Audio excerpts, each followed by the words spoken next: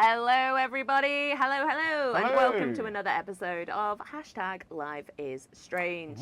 Woo! We are your glorious hosts. I'd say we're pretty glorious. Yeah. I'm Lucy, presenter and video creator on Life is Strange. And who is this chap next to me? Who is he? Me right here. Whoa. Well, I am Joshua, the community manager for Life is Strange franchise. And Lucy, in these streams, you may know, we have been talking about all things Life is Strange True Colours. We have indeed. And it's been a fabulous time. We've had some amazing guests so far. People from the cast of actors, wonderful cast of actors, yes, if I do say so. Some of the development team from Dead Nine. Indeed. So last time we were here, we spoke to Katie Bence, who voices and acts for the returning favourite Steph Gingrich. Before that, we had Erica Mori on, who plays the main character, Alex Chen. That stream was chaotic. If you haven't seen it already, go and watch it because it's just on the old YouTube. It's amazing. Yep. But today we're switching things up a little bit, and we are having one of the Deck 9 Games development team on here, Felice Kuan. So it's going to be a bit different, but it's going to be equally as awesome. Exciting stuff. But before we get into all of that, we want to give a huge thank you to everyone that donated to our recent charity campaign with Outright Action International. They fight for the humane rights of LGBTQIA+ people all across the world. So it really is a great cause. And we not only reached, but we surpassed our goal of $10,000, which is absolutely fantastic. So good. Thank you all so much. From the bottom of our hearts, you are donated to a great cause there. And fantastic stuff. So thank you so much for that. So, like we mentioned, we have spoken to two of the main cast of characters so far. However, there is not a great character without a great writer behind them. That's very true. They create their personality, their quirks, even down to their language and the way that they text on my block. It's all the writers. Very true. And well, speaking of writers, we are absolutely overjoyed to have a senior staff writer for Life is Strange True Colours. We have Felice Kuan. Yes, we do. Are you there? Give it up. Shall we bring her on? Let's bring her on. Let's bring her on. Give it up in the chat, everyone, some love for in the Felice. Chat. Woo! Felice, do we have you? Hi. There she is. Hello. How are you doing today? I'm great. This is really exciting. It's very exciting. Thank you for taking time out of your day to be here with us. It's a pleasure to chat to you. So before we dive into the interview/gameplay session, we just want to tell everyone, give your questions to us. Get them in the chat. We'll do our very best to get through them all and supply them to the wonderful Felice to answer. Also, we want to give a spoiler warning. Spoiler warning. There will be spoilers. Gonna dong the spoiler gong again. Bong. There it is. You've heard it now. That's your warning. If you want to play the game and you haven't already, get off this live stream because there will be spoilers. We're going to be playing episode 3 today, so run away and play if you haven't already. That's what we always say. Run away and play. Run away and play. But also, before we dive into the game, we have some very exciting news. Do we? We do. Oh, no, we do, yeah. Found this out maybe about 3 hours ago, so it's hot off the press. Okay, are you ready? Go on. Life is Strange True Colours has been nominated for 2 Golden Joystick Awards. Amazing. Yes, it has. So not only is it going to, well, hopefully going to, with your votes, we shall hope, but Erica Mori is being nominated for Best Performance. So well done, Erica, who plays, of course, Alex Chen. Absolutely. But quite aptly, our second nomination goes to the Best Storytelling. So, I mean, congratulations to Felice and the narrative team. How do you feel?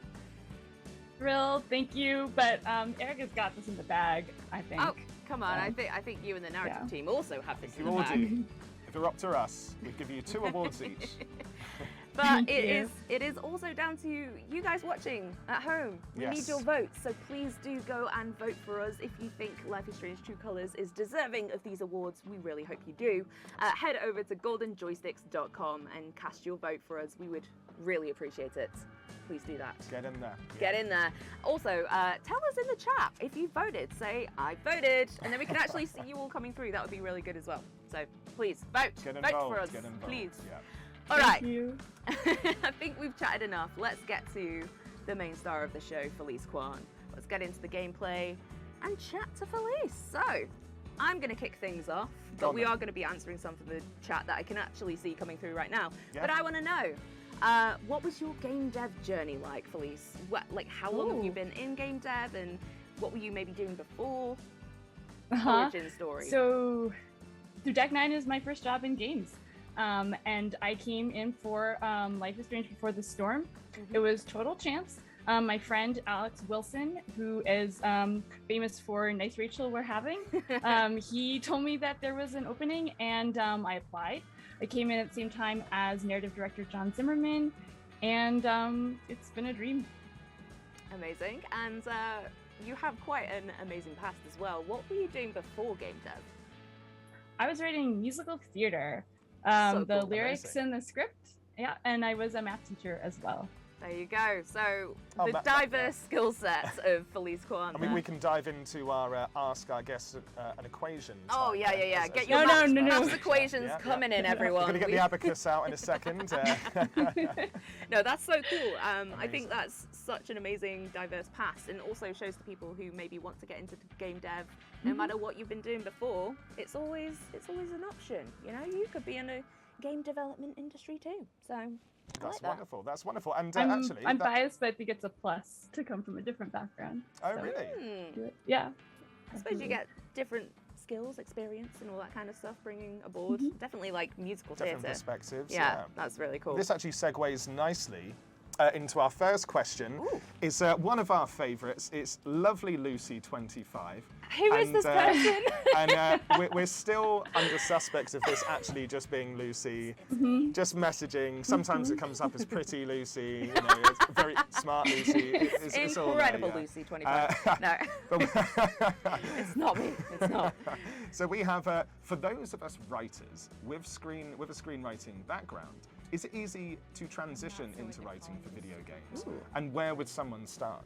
Ooh, nice.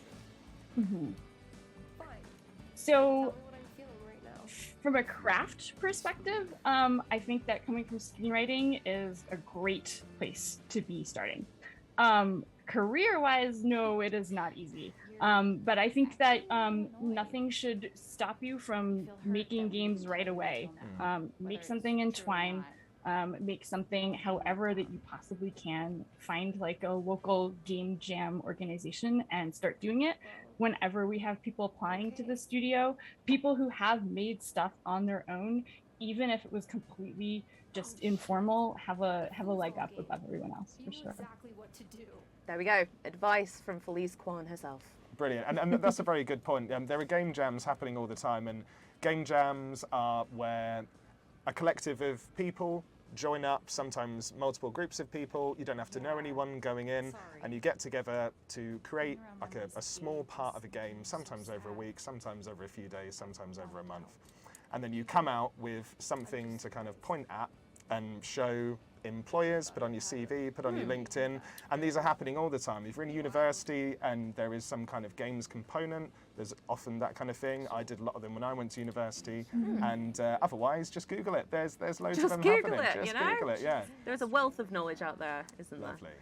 All right, we have got Wreck My Plans, who says, do you have any funny stories to share about what went on in the writer's Amazing. room?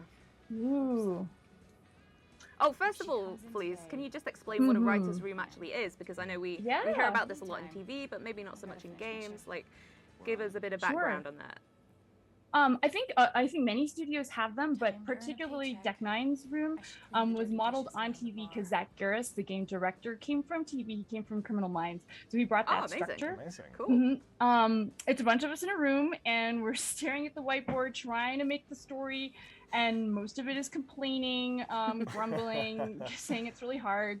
But whoever's running the room will kind of put a skeleton on the board and will riff and give ideas. There needs to be a lot of trust in the room, but even then, we're always qualifying our ideas and saying, I think this is bad, but what do you think of that? And then we support each other and make it better. And so it's kind of like having, 4 or 5 brains at the same time. It's super fun. I can imagine So- that gets quite debatey, I guess, if you've got 4 or 5 people that are quite creatively minded, all going at something at once. Are there like arguments? Do you ever get into fights or anything? sometimes more, I think it is more supportive again because it's so hard, and so like anytime someone has anything, like the rest of us are just so eager to like make it work and make it awesome. Yeah. We do go on tangents. Funny stories. We wanted Alex to fight a wild animal at some point, and so we thought maybe a moose, maybe a black panther, like a real one. We did get into a lot of arguments about whether moose are dangerous. Mallory Littleton is a Colorado native, and she insists that they are. Yeah, they're huge. I would not like to go up against a moose. I wouldn't bet on my chances with a moose, to be fair, yeah. Okay, yeah. You're both taking her side, I see. Okay. Badass Alex Chen there, going up against a moose and a black panther. What could have been? Yeah. Okay, interesting stuff. Let's see. You ask the next one. Go on. Let's do it in turns, shall we? Ooh. Oh, here's a great one. It's from Wreck My Plans again. Coming in with those questions. Coming in with the great questions. There's a lot of depth to the NPCs, the non-playable characters, to the layman, who wander around Haven Springs. What was the writing process for creating them? I love them. I love them so much.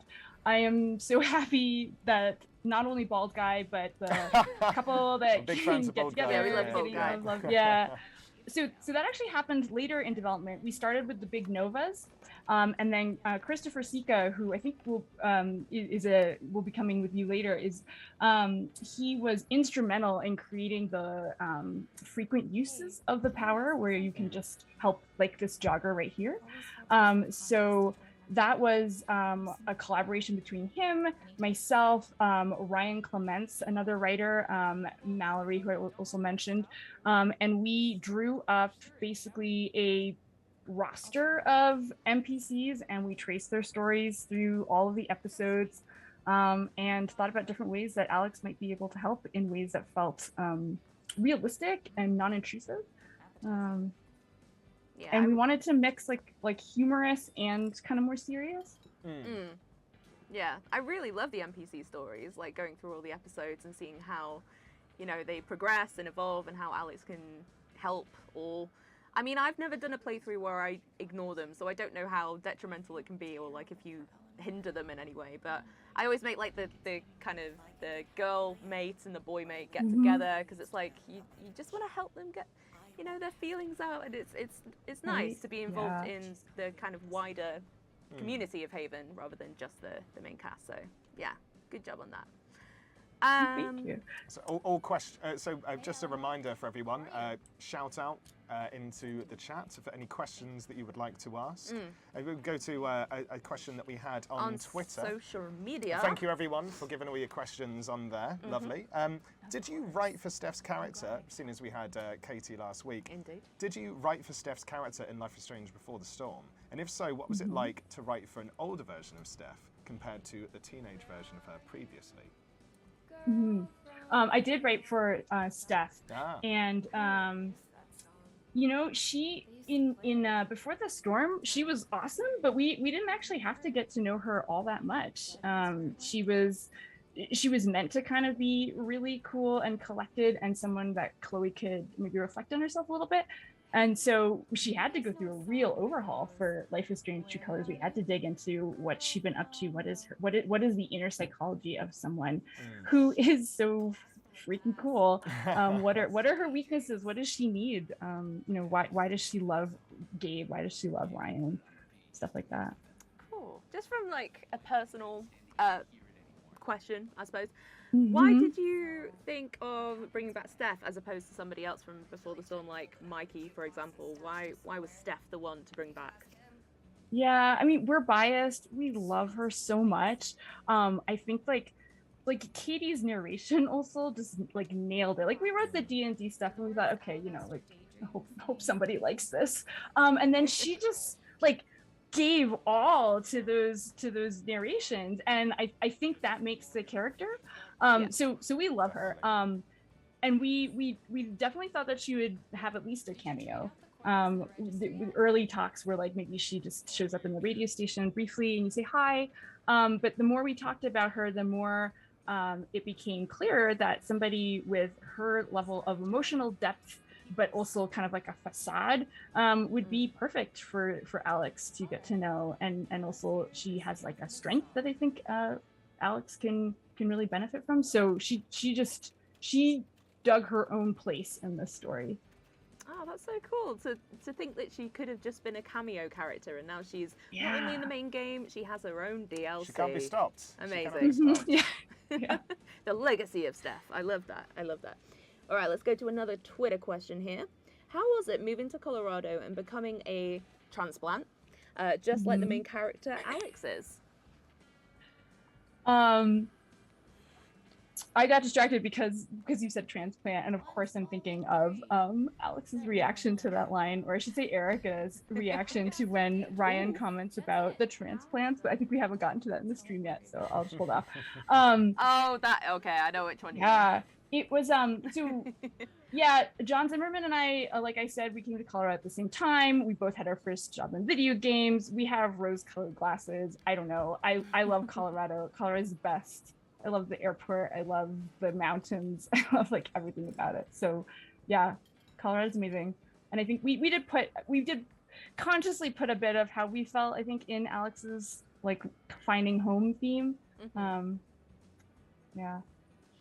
Oh, cool. I mean, I want to come to Colorado. Yeah. I know you do as well. I'm absolutely going I think there were plans for us to come over as well before the dreaded pandemic. Yes, yeah. But I would love to see Colorado because it looks beautiful in the game, and of course I've known Rebecca Purcell from the producers. She's been over to Idaho Springs, which was a big like inspiration behind Haven, and it just all looks so beautiful. I just want to go and revel in the mountains. I do. And if you want to see more of that, we've got our inspiration for Haven Springs video on our YouTube channel, which Rebecca is in, giving us the tour, and a lovely dog as well. Okay, so we're coming up to the point in the game now where I believe we are choosing Steph or Ryan as the distraction. I know what I went for. What did you go for, Josh? I went for Steph. She is a great distraction. What about yourself, Felice? Who would you go for out of the distraction for Diane between these two? Well, I feel like from Alex's perspective at this time, she could see what Ryan might do for Diane. She's at this time, she is not aware of, what would happen when Steph walks in and makes Diane's cheeks light up. So strategically, I feel like she might have picked Ryan, but Ryan carries said laptop upstairs, acquiring. Should we ask people in the chat? What do you reckon? Let us know in the chat who you Team Steph or Team Ryan for the distraction? Who are we going with? Wow, it's more divided than I expected. That's exciting. I love both of them, by the way. Like both of their distraction It's a hard tactics. choice. It's a hard choice. It's great. It's great. And then the cinematics team who put like, they're like putting one here and the other right here, and they both like look at you with like their little like cute face. It's just so ridiculous. It's just so cute. Okay, what is the split are we at right now? What are we thinking? Is it more Steph? Is it more Ryan? Oh, we're not even up to them yet, to be fair. We are on these ideas suck, or let's keep workshopping. Every movement that Alex does right here, like all of the little glares and reactions, is 100% Eric and Maury. Like Ryan Clements wrote this dialogue, which is hilarious, but those reactions are completely like in the moment of the mocap room. She is wonderful. I mean, Erica is just so good as Alex. Perfect. Oh, here we go. Okay. Drum roll. The major choice. What are you gonna do? And everyone, what do you reckon? So we actually have, we should hopefully, fingers crossed, this is the first time we've turned it on, but we should have crowd choice available. So this should tell us how people are feeling. Are they Team Steph? Are they Team Ryan? I feel like we should do like a countdown.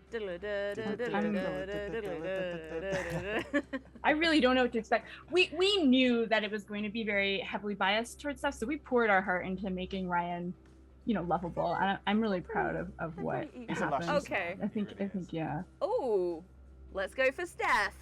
Steph's one. Here we go. Let's go with Steph. I do like that. I feel like I'm blushing. Am I blushing? See, so good. Yeah. Sorry, Ryan. Fuck Alrighty, we have got a few more questions coming in. Let's have a look at. Oh goodness, it's another case of Lucy can't pronounce things. Dan Puen? Puen? How would you say that? Dan Puen. Dan Puen. Okay. P-Y-U-E-N. Yeah, that is the surname. spelling. Yeah. That's the spelling. Okay, when the game was pitched, was it pitched with a narrative already set, or was it pitched with just the character and the ideas of who they were? Ooh. Good question.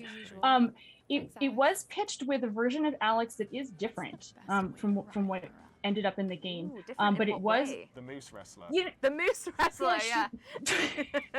She was tougher, you know. She was definitely more beaten down from her past and more angry, I think, at the world.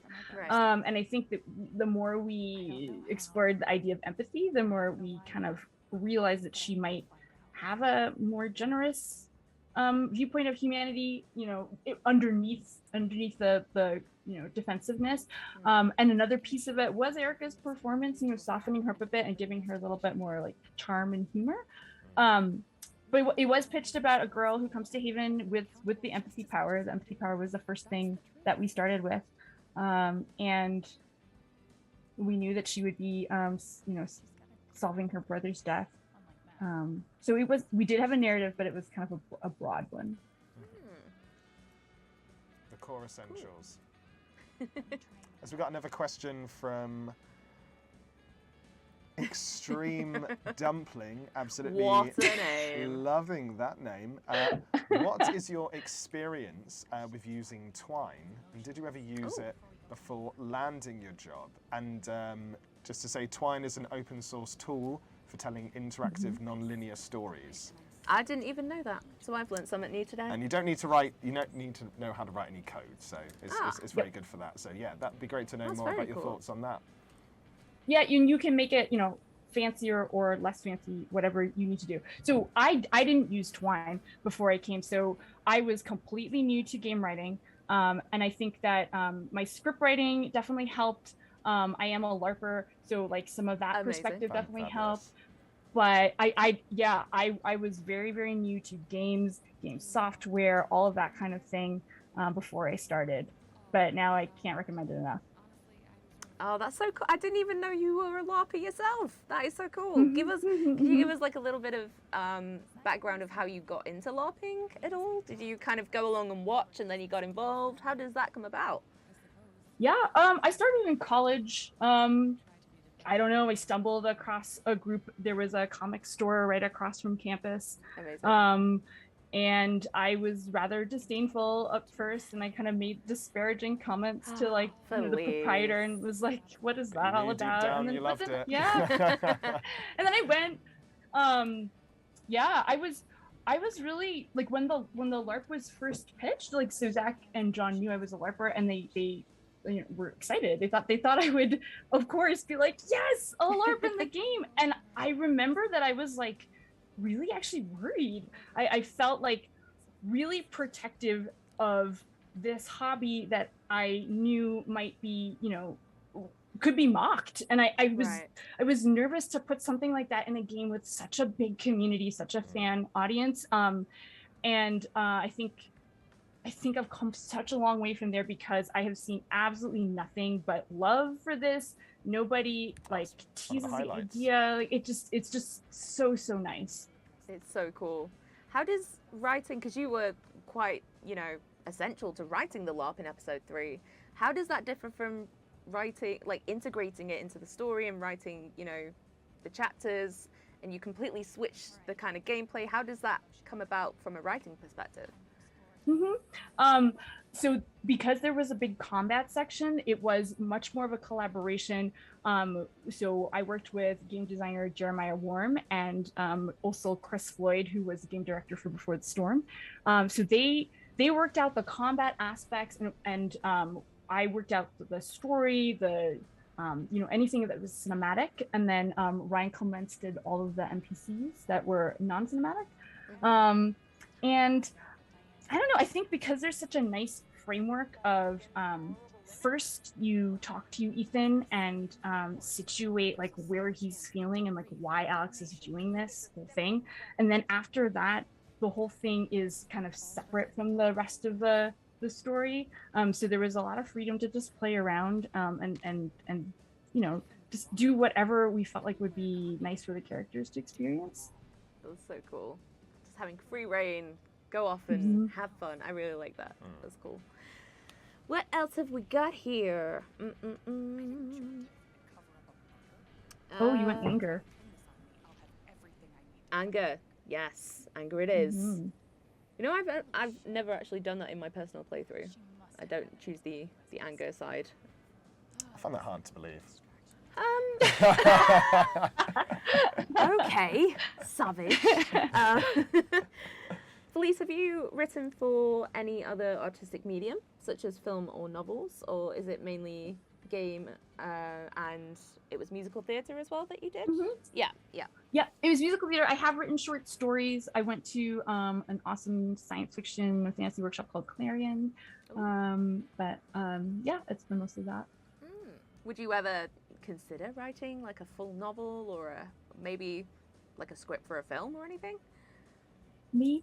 I love games so much. It's so nice. The feedback, like having people play it, with a script, you have different actors interpreting your work, which is great, super fun.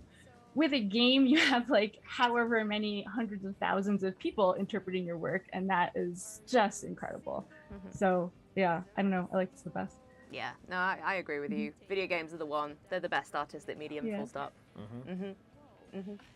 And what is your favourite character, Felice, from Romeo 31? The toughie. Life is Strange character. Not just character ever. Yeah, Life is Strange character. From Life is Strange 2 Colors, it's definitely Charlotte. Okay, cool. Yeah, she's a young mom. She's an artist, and I think she has some of the realest emotions that we go to, and I think it was really cool that we had the leeway to go that far. Yeah, I'm a young mom, so I identify with her a lot. I think she's really awesome. So not Ducky, like mine and Josh's ultimate favorite. I mean, I love Ducky.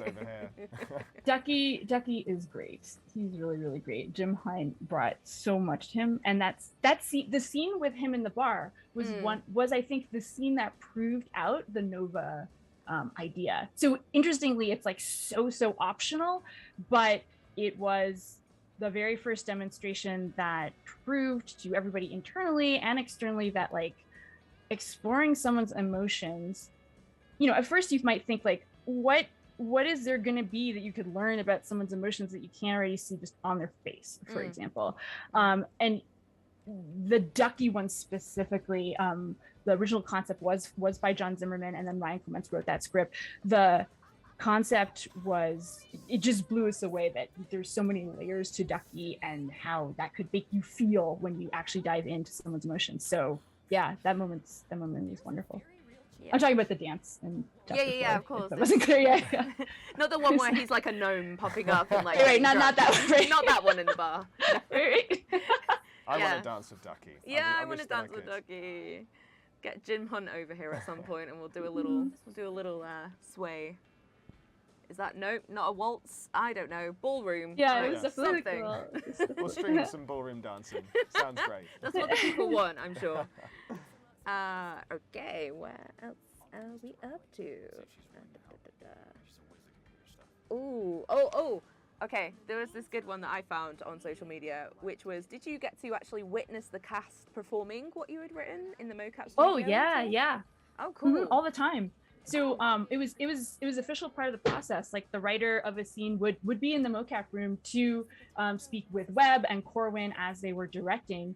And what most of the time actually happened is the actor, like Erica, would do something hysterical or something really natural or like perfectly emotional, and then we would learn from that. We would go and write fewer words because we clearly didn't need to, or we would even slash them in the room that at the moment.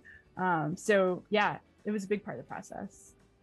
That's cool, because we learned from Erica and Katie that they couldn't really do that much improv. Like they had to stick quite rigidly to the script because of how the kind of like, was it because of the mocap or how the branching choices worked or something. Like they couldn't kind of go off key too much. So I Yeah. suppose, yeah. They couldn't diverge from like what was planned in terms of like you're saying, like the branches, this one has to be agreeing, this one has to be disagreeing or whatever. But I don't know. There were that is that really what they said? There were definitely times that like Erica was like, "What is this line?" And it was like, I would just differently, and it was better. So I don't know what she's talking about. Oh, okay, well, they did say that it was just such a great script that they True didn't that. truly feel the impulse to go off script. So. Who needs improv when you've got this writing? Exactly. It is so good. I'm nominated for a Golden Joystick Award, Best Storytelling, by the way. Yeah. Reminder there, go and vote for us, goldenjoysticks.com. Thank you. Okay, continuing. Go for it, ask one. This is a great one from Alex_Grangerstone. Grangerstone. How did you get the idea of having the empathy power? That came pretty much right after Before the Storm. We had noticed how much empathy people were having for Chloe, especially people who had not connected with her before.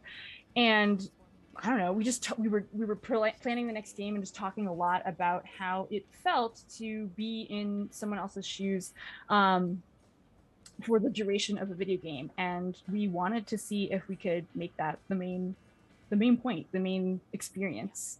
So that came before Alex, before any of the plot or anything like that. Let's see what we can do with empathy. Cool. Amazing. Oh, we've got one here from Roddy Bug. Is the writing for posters, leaflets, books, and all that kind of stuff a different job than NPC dialogue, for example?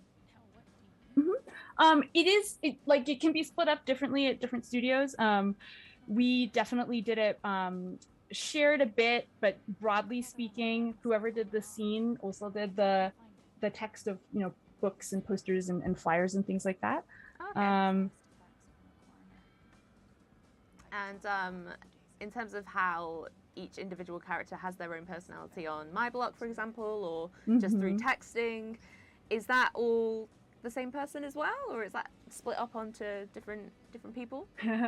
My block was mostly the creation of Mallory Littleton and also Deandra Warwick, and I think that really caps off those NPC storylines. Like seeing it finalized in my blog was hilarious. So it's great. Like I love how they text to each other. Like Steph has a completely different tone and style of texting than Ryan, for example. It's they're really, even just from their texts, it's like you know that drew it's up them. Like a chart, like this person uses capitals, this person uses periods or whatever. That's so cool. It's such a great thing about video games as well, that you can get to know the characters so much more. You get to step in their shoes and look at the leaflets, look at the posters, like really get in depth with what they're experiencing. So all of that extra detail is absolutely fabulous. Yeah, I really like that too in games. Yeah, good like environmental sort of storytelling there for sure.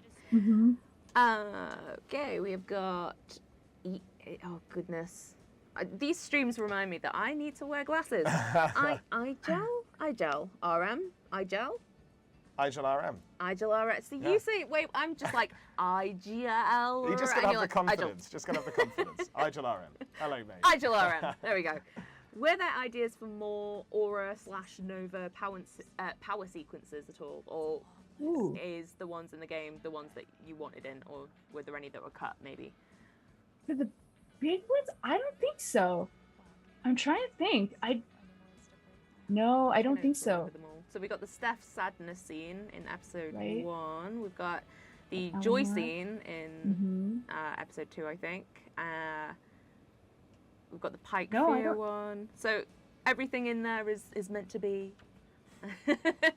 nothing. Yeah, because like there are so many that could happen, but to fit into no, I'm wrong. We did briefly consider Jed having some coping with PTSD essentially. But ultimately, because of how much you are going to go into his mind later, we wanted to not go into his mind before then. Yeah. That makes sense.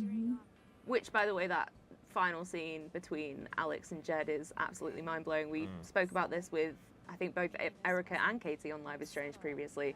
Like, just everything in that scene, the acting, the script, the visuals, everything is Lighting, so yeah. It incredible. comes together so well. So were you a part of the writing team for that scene as well? I was. I Wow. I was the main writer for the confrontation, and then John Zimmerman was the writer for the epilogue after that.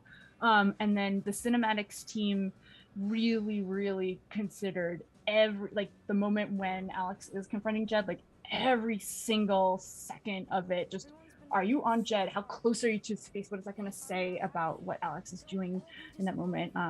Yeah, they really went all in on that. Pulled it out of the bag. It's such a fantastic scene. So, I mean, kudos to you, Amazing Felice. work. Amazing. Round of applause there. Well done. Well done. And, how would you go about assigning like which scenes and like which parts of the game that you'd all be writing? So the lead writer, so that was also John Zimmerman, would try to divide up fairly, just from a workload standpoint, but people are drawn to certain scenes, and we would always just put ourselves forward, like, I want to do this one, I want to do that one.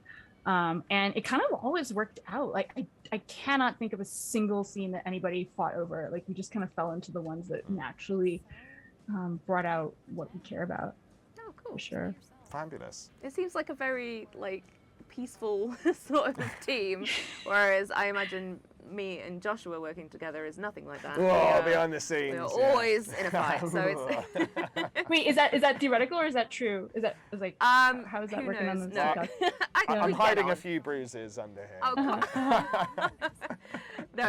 It just seems like you all kind of get on and you all respect each other's opinions. And Definitely. Yeah, it's cool. And it's cool to great when hear. everyone's so passionate. You realise that you're there because you all love it. And Yeah. that's the Yeah. main thing. Right. For sure. And so it brings on to another question from secretly Lucy right here. Lovely Oh my Lucy goodness. 25. Please, okay. Lovely Lucy 25, please change your name because I'm being called out left, right and centre and everyone thinks it's me. It's not me. It's not me. Uh-huh. It's not. We'll see. It's not. We'll see. You just got to go quiet now. Now that our hands, keep your hands here so we know that you're not on the phone. Everyone like surrendering, It's like, like, oh. it's not me. I promise. So what was the toughest scene for you to write? With so many emotional moments, I can imagine it must have been hard to put it all down on paper. Ooh. The toughest thing for us to That's a I mean, doozy of a okay. question. For me personally, it would have been that last council scene because the things that all of those folks are saying are so outrageous, and but they're also coming from a very realistic place. So to be able to have the council disagree with you in ways that it could still frustrate the player, but not make them say, this is absurd, this is ridiculous, I don't believe this at all, was a really fun challenge. Fun is a weird word, I know, for that scene. Yeah. I think that, like, a lot of the scenes with people's guilt, so the Ryan Joy scene, the writing team we knew that Ryan would be feeling a tremendous amount of guilt and sorrow, but at the same time, Alex is taking care of so many people, and to kind of deal with his emotions at that time when she's grieving, I think we were cautious to make sure that he was able to be kind of needy in a way that felt like we really wanted to help him, and not kind of like, ugh, why do I have to deal with this right now? And I think Deandra really pulled it off, as you can see from the love for Ryan. Yeah. Oh yeah, for sure. I've got a question a little bit off the topic of Life is Strange True Colors. Is there any writing in other video games that stands out to you and you're like, that is phenomenal, that is so incredible? I'm just interested to see kind of where you draw from and things that really stand out to you as well. So, I think I personally really like when there's a structure of something else that can be used to tell the storytelling. So I think this is why I was drawn to like the Tempest in Before the Storm or the LARP in True Colors, that the characters are doing something else, and then that's where all the like feelings come out. So like, okay, so I'm obsessed with Hades. That's a great example of like Hades the characters. Yeah, is doing something else, and then all this story comes out like unbidden. I've been playing the Ace Attorney games recently, and that's like, you know, in the structure of a trial, and then like a character will break it to help you out, and you're like, oh my god. There is an indie game, Signs of the Sojourner, which kind of puts our structure up front about conversation, that I found that really meaningful as well. So yeah, I think I really like playing with structure in narrative. Okay, cool. What about yourself, Josh? Are there any video games out there and the writing that you're like, other than Life is Strange, that you're like, I really like that writing? Well, it's very Oddworld, 100%. Ah, nice, Oddworld, yeah. nice. Okay, for me it would be, so I don't know if you've played it, Felice. It's called The Outer Wilds, not The Outer Worlds. They're very similar in name, but The Outer Wilds from Annapurna. Yeah. Is that how you say it? Yeah. The writing is just absolutely fantastic. So if anyone, I don't know why I'm plugging this game so much. I just really love the writing. It's fantastic. I like how you're getting sense checks from me from just all names now. Like, it's not even written. It's just is that right? Yeah, that's is anything right? No, it's just like unraveling certain mysteries, and it kind of it's so good. So if anyone likes Life is Strange, I recommend that as well. Definitely. Oddworld. And Oddworld. Oh dear. Anyway, tangents aside, let's get back onto the topic of Life is Strange True Colors. That's a good one then. We've got from Roddy Bug. Roddy Bug. Felice, we chatted years ago. It's Roddy Bug, not myself. Although we are chatting now. You encouraged me to change career, and I got a job in game design. Love heart. Thank you. Oh my gosh! Congratulations! Oh my gosh! Well, that's awesome! Congratulations! Oh my gosh! Well done. Oh, how does that feel like to be told, like, Felice, we talked and you inspired them to change career? Like, that feels awesome. But I want to know more. Like, Roddy, put more in the chat. I'm curious. Tell me more. Yeah. That's so cool. I love that. That's lovely. That's lovely. It is possible, everybody. Put yourself out there. Just do what you love, and it'll come to you, I'm sure. That's what I did. I just started making YouTube videos, and I'm making videos for Square Enix. Yeah. For Life is Strange. Fought your way through the doors. Exactly. Here we are. Oh god, those YouTube videos are not good. Anyway. Look for them. Please don't. We've got XNamX10. Was there any consideration for more emotions for Alex, like disgust or apathy or things like that? That's quite an interesting one. I like that. So early, like, we had to decide the colors, right? The four main emotions. We did talk about a whole mix. There was, we read up on color theory, read up about emotions. Ultimately, we thought it would be more meaningful to kind of go into more depth for each one and show how each person feels, say, anger differently. And so we purposely wanted to kind of reduce it to the three that we feature, and then show them in more depth. So you've got three sort of negative emotions. You've got fear, anger, and sadness, but then you also have joy as well. Was that intentional, or did joy come sort of as a later part? Maybe to give Erica a little bit of leeway and like not always having to act. So, I mean, there has to be some kind of happy, but where specifically it was placed, I don't honestly remember at what point we decided that like Alex should not have felt it. I mean, of course she's felt happy in her life, but specifically for her power to be able to access joy, which is the new development. I'm not sure when we decided that should be within this game, but I think it is a big part of her journey. It adds such a lovely highlight as well. I love the cliff moment with Ryan, fantastic, where they're talking about the goose or the swan getting run over. Like, it's a nice uplifting time in a lot of quite a I sad like moment. the little So, yeah. goose-shaped cloud. Yeah. Aw. It's like property of the queen and stuff. It's like, yeah, it's so good. And of course, the novas, when you go down a romantic route with either Steph or Ryan, getting that joy nova is just so Mhm. cute. I love it. I love it. I love it. I love it. And what kind of emotions did you prefer writing for? Like the happier, the sadder, fearful, the anger? I personally only wrote, I think, joy because of the LARP of Ethan, Of course, and then of course, like the sort of the nameless NPCs have them all. Well, okay, yeah. So no, I've written a whole bunch of them. Huh. I think fear.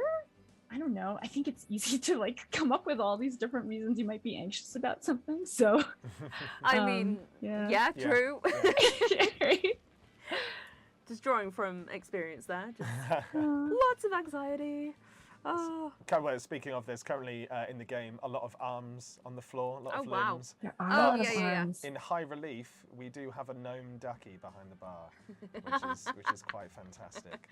Just getting drunk, you know, as he does. Just in a gnome costume. He didn't get the memo on the LARP either. He's just having a. He just happens to be there. It's Yeah, a right. fun Tuesday. I hear that's your Halloween costume. You're going to be dressing Oh, as it certainly Ducky will be. as the gnome. Wait, are you serious? Yeah, it's gonna be meta. There's gonna be 2 layers to it. And, yeah. Oh my gosh. I think you'll pull it off pretty well. Yeah, I think a lot of people are gonna think I'm Santa, but. Oh yeah, it's giving me Santa vibes. Yeah, I see that.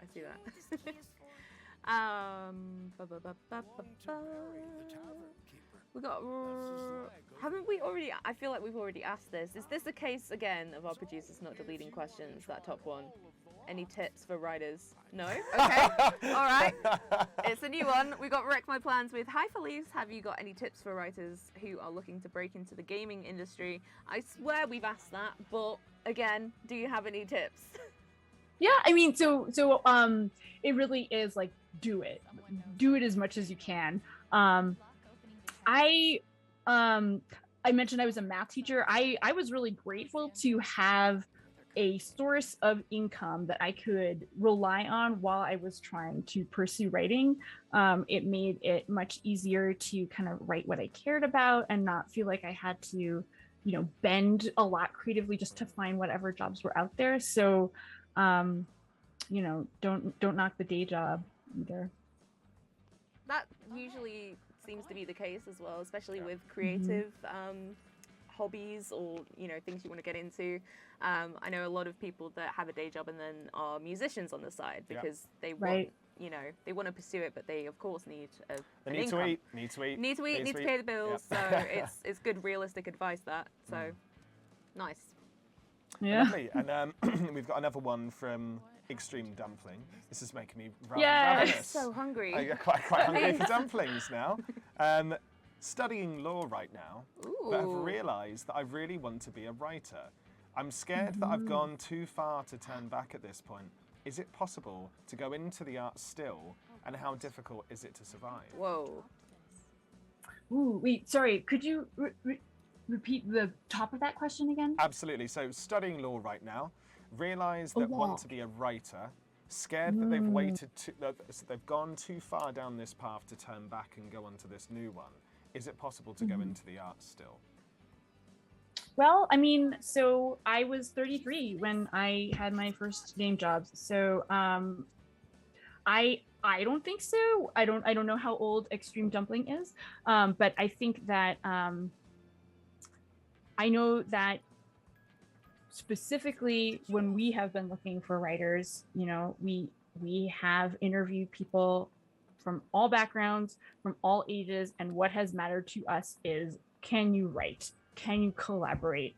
And coming from a rich past, being more mature, being older and able to function with a group has been a plus.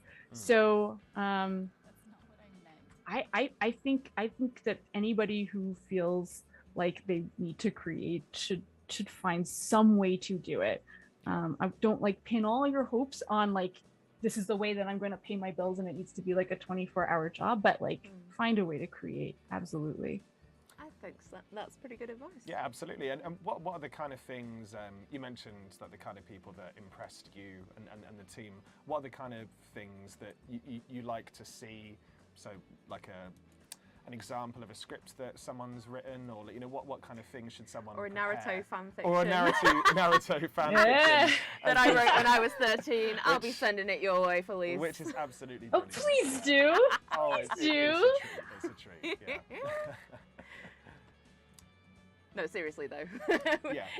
Not the Naruto fanfiction. But yeah. What So sort of what stuff? kind of things do you guys like? No, to look but at? okay, but not to, like someone sent in a Destiny fan fiction that was excellent, Oh, like amazing. excellent, and they got to like a later round. So if there's passion and skills, send it in. It doesn't matter what it is. It really doesn't at all. There we go. Oh, you're I in think for a shock. I'm coming to Det 9. I don't know what I've done now. It's on Like our way. our email, our inbox can be full.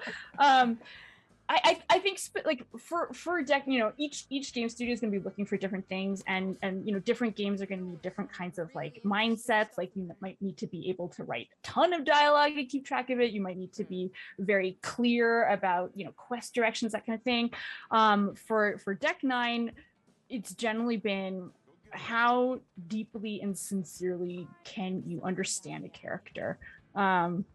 Is there kind of a nuance there that maybe is a little surprising, but also feels really real.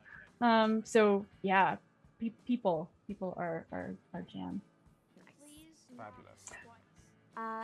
Gerald. Oh, sorry. Go ahead, Felice. No, I was just excited because we're going into the Magpie. Oh, we we certainly are are. We indeed. certainly are. Yes.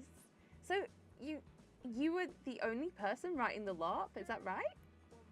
I was doing all of the cinematic dialogue, so anything that the camera is taken away from you, and then a lot of the environmental storytelling. And then Ryan Clements did the NPCs, like this gentleman right here, the blacksmith, and the jester, the side people, like the ice cream couple. And then the game designers did all of the combat system. Yeah. So you wrote this whole amazing witch Steph scene. This is it. Oh, we love Witch it. costumes all across the She's globe. so have gone attractive. up. This is I it. was Selling so out. Zach was like, okay, let's put her in a witch hat, and I was like, no. Like Steph is like this advanced LARPer. Okay, she's like done, I don't know, she's done all this like Nordic LARP or like theater stuff. Like she's not gonna just be in like this basic witch hat. Like come on, she's got to be something like I don't know, deconstructed steampunk or something. And then they put her in a witch hat, and it looked so good. And I sent him an angry message that was like, I'm furious. She looks good. That's amazing. Undeniable. Oh my god. So you were just like, you win. She looks fantastic. He was absolutely right. It's such a gorgeous costume. Oh, she is great. She is great in that. And also, like, she hasn't had time to like. I think that's the whole point, right? She did spend days on it, but it really also was pulled together, last minute. And I think that's part of the charm. I think she was busy like putting a whole town into LARP mode rather than focusing on her own costume. So I think she had the bigger picture in mind for sure. We have got Gerald Tricker who says, I have never played a Liz game, but the trailer for this game got me rather interested. Is this the sort of game I can jump into straight away, or do I need to go through the previous games? You can jump in straight away. It's not, there's no like, you don't have to understand what's going on from Life is Strange Before the Storm, although it is handy to see stuff there. Or Life is Strange 2, it is its complete own story, isn't it? Doesn't demand It any is. previous knowledge. There we go. I think Wavelengths has more meaning, if you first played the first game or spent time with Steph, but doesn't need it at all. Yeah. And I mean, you should go back and play them anyway, because they're fantastic games, all of them. Well, they're all gems. So if you They're all haven't yet, goodies. I don't know where you've been under some And sort of rock. List 2, Life is Strange 2, you can also jump in just from nothing. You don't need the previous one. Yeah.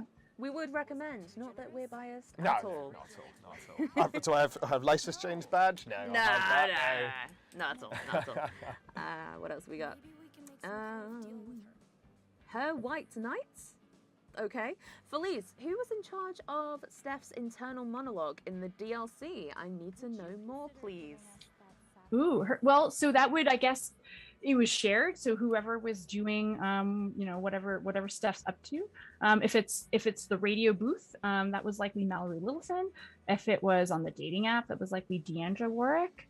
Other stuff was me or Ryan Clements, so it's definitely a shared endeavor.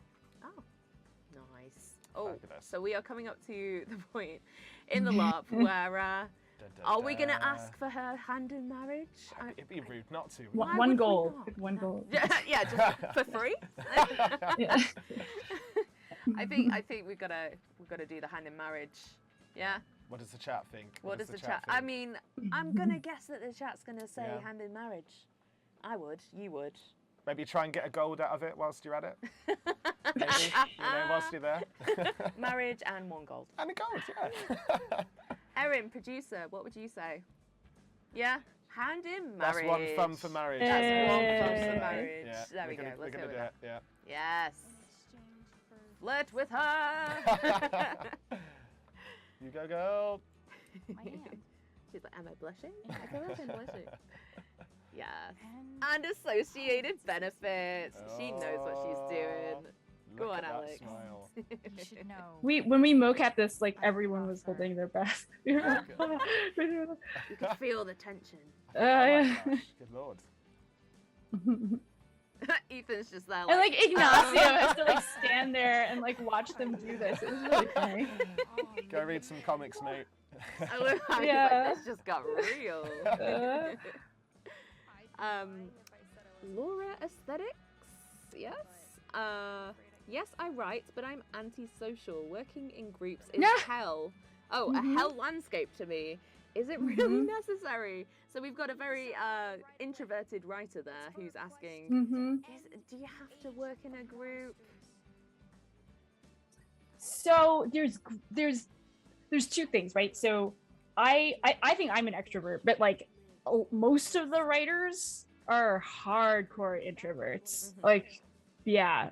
And so the writer's room does feel like a group of kind of, you know, people who like to be on their own, and we kind of understand each other, and we work together in a very, as I said, very supportive way. So I think that isn't necessarily a bar. But if you also just don't like working with people, I don't know. There's a lot of solo devs, and there are also a lot of collaborations. You know, like a solo writer then might hook up with an artist, or maybe a programmer, and so you can maybe collaborate like remotely. And I think there's a lot of different ways to collaborate, or do it all on your own. I think that's great too. I think as well, as you're saying, your team has people like yourself who believe they're more extroverted, mix of a team of people who are quite introverted, and I think the more you get to know each other, you'll be surprised how much people can respect your boundaries. Like everyone's there for the passion of what's happening, and I know from experience doing a lot of game jams, the first one, very scary, you know, who are these people? But then, you know, very quickly the ice is broken because you're there to do something that you love to do, and then the second, third, fourth and fifth, you're just in the motions of it, and you get quite excited. So yeah. Yeah. And that first time, like everybody is feeling just as awkward. It's mutual. So yeah. Yeah. Amazing. So everybody watching, thank you for joining us. We are currently chatting to senior staff writer Felice Kuan over at Deck 9 Games. So if you want to ask Felice any questions at all, be it about Life is Strange True Colors, be it about narrative writing in games, submit them in the chat. We are asking them live right now. Now so is the time. Go for it. Do your questions. But before we get on to that, let's ask another one from the old interwebs that we got before. Oh, I feel old. Is there anything that has surprised you the most about the whole experience of being on True Colors? I think it was the reception. You know, we were obviously proud of what we did.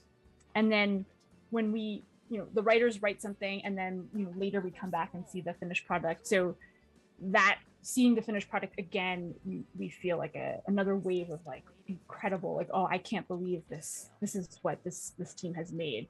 But even with all of that, you know, putting it in the world, I personally felt an expectation that people would like it. You know, they'd be like, yeah, good job, woo. But people seem to really respond with a depth of emotion that has meant so much, and just makes me feel like what I'm doing is worthwhile. And I didn't expect that. I didn't know it was coming, and that has been really wonderful. Oh, that is lovely. Also from our side as well, I mean, we pulled a lot of late nights over launch, but it is worth it seeing everybody right. really connecting with this game and with Alex and with the story. So it is definitely worth it to see people enjoying it. Yeah. From our sneak peeks over the years, behind the scenes, we've been pretty sure that people will love it, but it's definitely always great to see people react so well to a new game in such a beloved series. So yeah, definitely. Getting tattoos of like Alex's falling star and everything. It's really cool. Yeah. It's just a moment to sit back and be like, yes, we all came together and created something pretty cool. So yeah. It's really something. Now roll on the awards now. Yeah. Once again, Lucy, I hear we might be nominated for some awards. I think we are nominated, Yeah, yes, indeed. We are nominated for 2 Golden Joystick Awards. Wonderful. One for Best Performance from Erica Mori as Alex Chen, the main character, and also one for Best Storytelling. So please do go ahead to goldenjoysticks.com. Vote for us if you think we are worthy. 3 Please. gold. I think Sorry. we're worthy. You think we're worthy? I think we're worthy. We're a worthy. couple of pleases. Yeah, bit of a please from Bit of us. a please. But that would mean the world to us, and of course Deck 9 Games as well. So please do go and vote. Absolutely. You've got until 4th of November, is that right? Yeah, sure. 5th of November. You've got 1 extra day. Pointing So- at a calendar. There you go. Yeah, That I'm pointing can't- at the doesn't know yeah. that she's saying anything, but Yeah, please do go and vote for us. Let us know in the chat as well if you have voted. We'd love to see that coming in from you guys as well. because we'll give you a thumbs up. We'll give you a thumb. Which is what it's all about at the end of the day, isn't it? A nice little thumbs up. Alrighty, we have got a few more questions coming in from the chat. Let's have a look.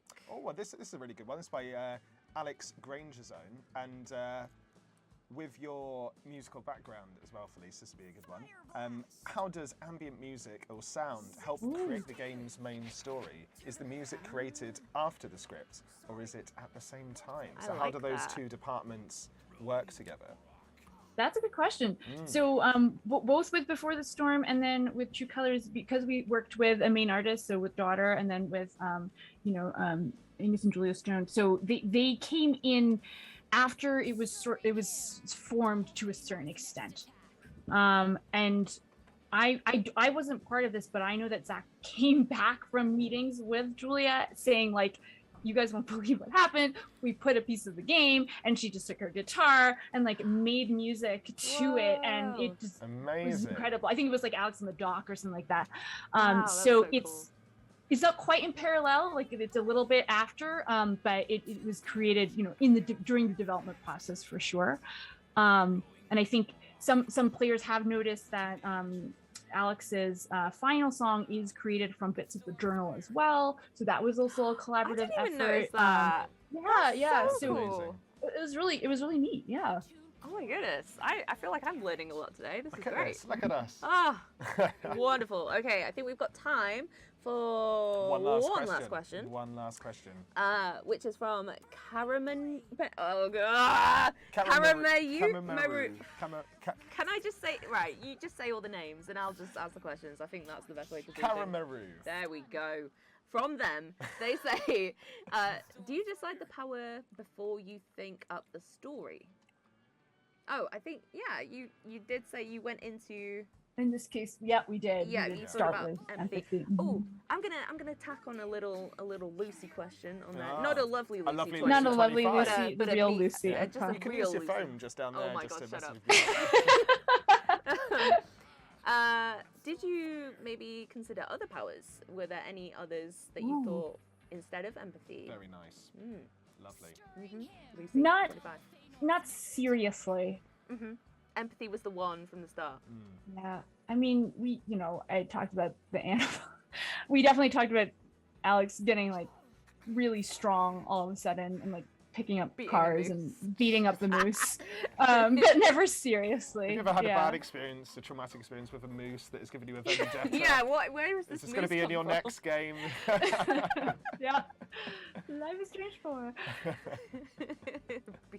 Beating up a moose. beating up Yeah. a moose. think we've got one more question. Why not? Unique name, 82. I like that name. That's good. It's very unique. Very unique. Very nice. Yeah. How did the decision to make Alex a foster home, to make Alex a foster home? That's that doesn't make sense. Yeah, I get what they're saying. From a foster care system. Right. How did that come about? Did you or one of the writers do a lot of research or even have experience growing up in the system? So the idea came from wanting a background for Alex that would make sense why her power kind of made everything worse. Okay. Yeah. And so that kind of an environment with her emotional like amplification could definitely make her think that her powers are a curse and give her a lot of room to grow. It also was a place where she might start to question her own value as a person, which was something that we really wanted to have her grow. Right. And then in the specific research, we had a consultant named Tristan who had come from a foster care background. And so we asked him a lot of questions because we wanted her background to feel really real and to get reflected throughout the plot and not just be like, we needed a bad background here and just like slap it on her. We wanted it to feel really like integral to who she is. Wonderful. Cool.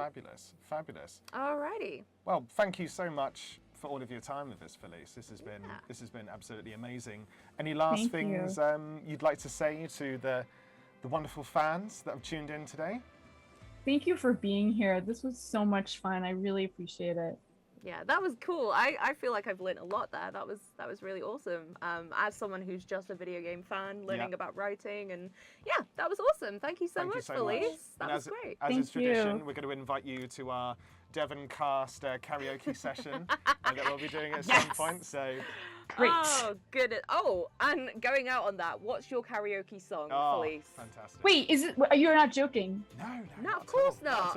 No. Oh my gosh. Okay. Yeah, we'll be practicing the harmonies after this. Yeah. Oh, fantastic. I don't know. I usually sing like a lot of No Doubt. No or doubt. Yeah. Great shout. You've solved me.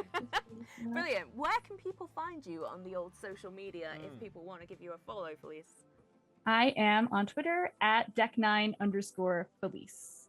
There you go. Fabulous. There you have it. Well, thank you very much, Felice, again, and everyone watching. Give it up in the chat one last time for Felice Kuan. Woo! Thank you very much. Thank you, everyone. Amazing. Thanks for having me. Amazing. Bye. See you later. Thank you, everyone, for submitting your questions. That was a lot of fun. I really enjoyed chatting to Felice there, and I hope you guys enjoyed watching that as well. Just before we round out today's show, we want to give you another reminder. Please do vote for us in the Golden Joystick Awards. You've got until November 5th, and your vote means everything to us because it means we could win Best Performance or Best Storytelling. So please go and vote for us over there at goldenjoysticks.com. Yes, please. And that is pretty much the end of today's hashtag Live is Strange. Did you have fun? I had a great time, actually. I had a good time. Yeah, I had a Erin, great time. did you have fun? Yeah. In Yeah, fact, you did. I'm not going to let us stop. No? We're just going to keep going. No, sorry, no, we do into have the to. night. We do have to. So, until the next time. Until the next time, which is on November 10th, we will have another very, very, very special guest of MXM Toon herself, who you might know as the singing voice of Alex Chen and also just a renowned superstar musician. Just an incredible musician, She's fantastic. She's got over 6 million monthly Spotify listeners. That's a country or two. I mean, that's a lot. It's a lot. That's so a lot. she is going to be talking all things music. She also contributed to the Life is Strange True Colours soundtrack. It's going to be a good time. Get your questions in on our social media channels at Life is Strange or at Life is Strange Game. So I've been Lucy. I've been Joshua. And this has been wonderful. Thank you for watching. Goodbye.